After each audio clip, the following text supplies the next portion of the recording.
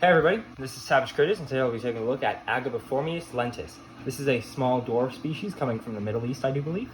Don't quote me on that, I'm not sure. They are very fast breeding, easy to keep species.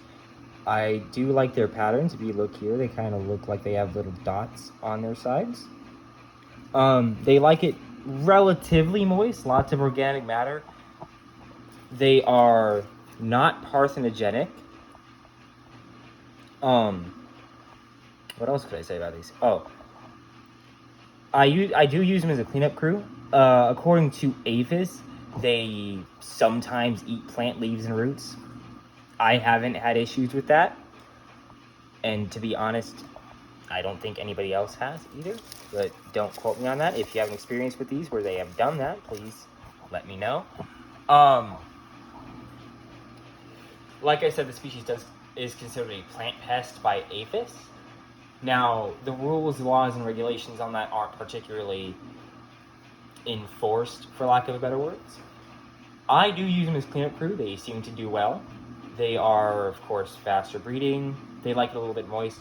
They are introduced to multiple multiple states of the United States.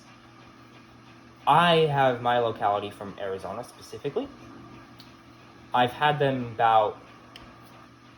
since I was 13. Like I said, easy to keep, fast breeding. They like it moist, a little bit of organic matter. I have never had issues with these personally. They're in the same genus as my Agabiformius phoenix dwarf, which I posted about on the Instagram before. Right now, those did experience a minor crash, not a full crash. There's a difference, and I'll explain that, due to a mold outbreak. The difference between a minor crash and a full crash is the minor crash usually results in losing most of the colony, not all of it. Major crash is when the entire colony, every single eye spot in it, just dies. Major crashes can be caused by diseases as well as malcare, such as letting the enclosure dry out or not feeding enough, not giving proper diet as well. If it is a minor crash, they can bounce back and often will if taken care of properly. For me, that just meant mixing up the substrate as much as possible to get rid of the mold, and that worked well. They seem to be breeding again, which is good.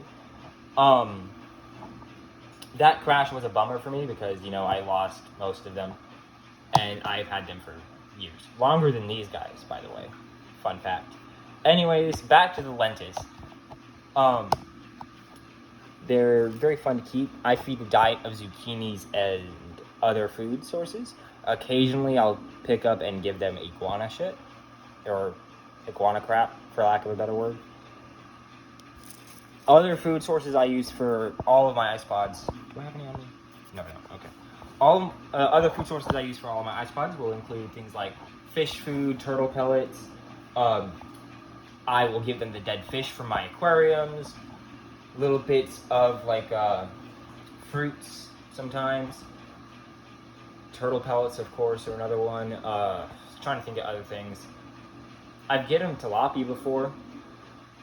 Only thing I won't feed them is meat-based foods. So red meats, white meats, chicken, pork, rats, things like that. Won't feed them that. That's just because it can cause disease. I forgot the specific disease it causes, but it does cause a specific disease. Anyways, that's all I got for these little guys. I will see y'all later. Have a good day, everyone.